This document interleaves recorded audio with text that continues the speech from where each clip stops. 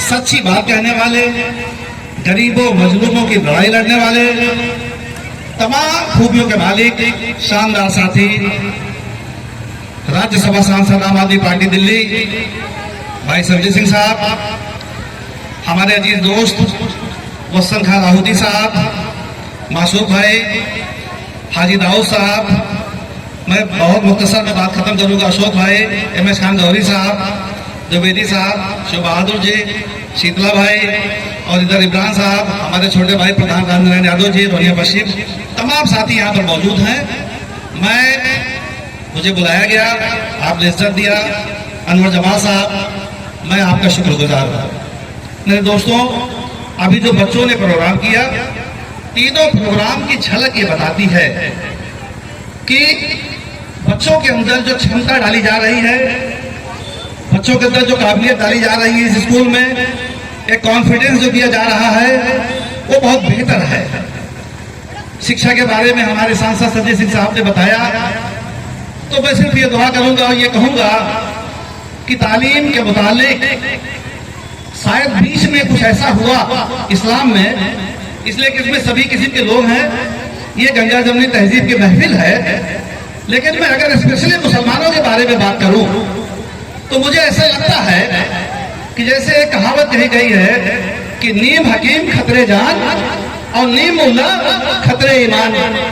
मेरी बात को कोई अच्छा लगे या बुरा लगे, इससे कोई फर्क शकील के ऊपर तो नहीं पड़ता है, लेकिन बीच में कुछ ऐसे हालात पैदा किया गया।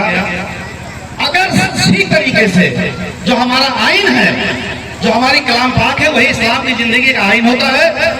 कलाम पाक की पहली आयत में नाजिल हुआ, इकरा बिस्मे रब्बिकल लज़ी खलक, यानी कि पढ़ उस रब के नाम जिसने तुझे पैदा किया। अगर आप जाते हैं 1500 साल पहले हमारे नबी करीम सल्लल्लाहु अलैहि वसल्लम को पास में, तो आप बीबी फातिमा से लेकर के बीबी खदीजुल कुबरा से लेकर के और बीबी आयशा तक अगर आप देखेंगे तो सब तालीम याफ्ता थी और सब बेहतरीन काम करती थी। कहीं पर भी लड़कियों के तालीम के लिए इस्लाम में मना नहीं किया गया है।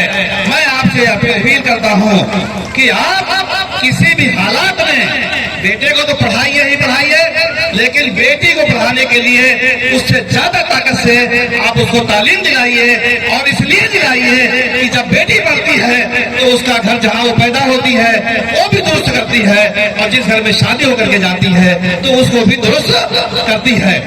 और अगर तालीम आपके पास नहीं है, तालीम एक ऐसा हथियार है कि जो उसके बुनियाद पर आप अपने गांव में, अपने परिवार में, अपने जिले में, अपने मुल्क में और दुनिया में आप अपने को स्थापित कर सकते हैं, अपने को कायम कर सकते हैं और अपनी हैसियत का एहसास करा सकते हैं। इसलिए मैं आरिफ साहब को बहुत ढेर सारी मुबारकबाद देता हूँ कि आरिफ साहब पांडे थे तो एक तरफ बहादुर शाह जफर थे, ऐसे तमाम नाम दे सकता हूँ, वक्त की तंगी है।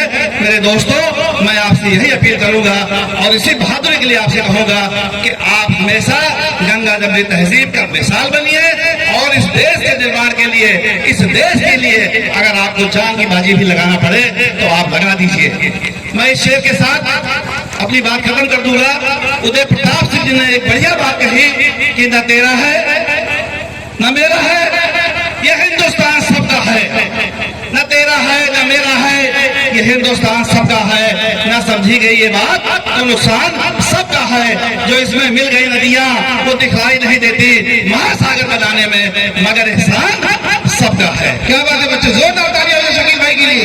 और एक से आप अपनी इच्छा शक्ति मजबूत करिए, आप बेहतरीन तालीम हासिल करिए, बेहतरीन संदेश मैसेज में दीजिए। कोई दूसरा आपको कुछ भी कहे, लेकिन हमेशा आप अच्छे काम करिए। जैसे संजय सिंह साहब पूरी दुनिया में हमारा आपका नाम रोशन कर रहे हैं, कोई उंगली नहीं उठा पाया। जिस तरीके से संसद में निगाह मिला करके संजय सिंह साहब हमारी और आपकी बात तो रखते हैं, कई बार इनके ऊपर बहुत सारे आरोप लगे। जब इन्होंने हसरत मोहानी से लेकर के, फजले हक खैराबादी से लेकर के, अशफाकुल्लाह से लेकर के वीर अब्दुल हमीद तक की बात, मौलाना अबुल कलाम आजाद की बात, सभी की बातें जब ये करते हैं तो पूरा सदन, पूरी दुनिया, पूरा हिंदुस्तान देखता है। ऐसे बहादुर साथी हमारे आइडियल होने चाहिए और हमको ऐसा बहादुर साथी बनना चाहिए। तो ये आपको एक शेर पढ़ करके मैं अपनी बात खत्म करता हूँ कि मेरे जुनून का नतीजा जरूर निकलेगा, मेरे जुनून का नतीजा जरूर निकलेगा, इसी स्याह समंदर से नूर निकलेगा। क्या मुझे खाके वतन एड़ियां लगने दे, मेरा यकीन है पानी जरूर निकलेगा। बहुत बहुत आरिफ साहब आपको मुबारकबाद देता हूँ और दुआएं भी देता हूँ कि आप जितना बेहतर